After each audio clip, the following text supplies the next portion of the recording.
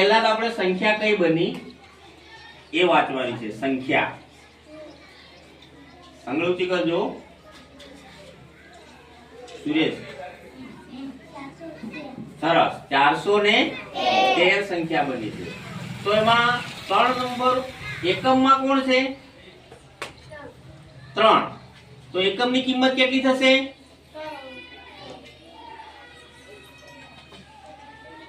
3. સરસ. દશકમાં કોણ છે? આનંદી 1. તો 1 ની કિંમત કેટલી થશે? 10. Very good. પછી સોના સ્થાનમાં કોણ છે? રવિના 4. તો સોના સ્થાનમાં 4 છે, તો 4 ની કિંમત કેટલી થશે? રઘુ 400. Very good. સરસ. બેસી જાઓ.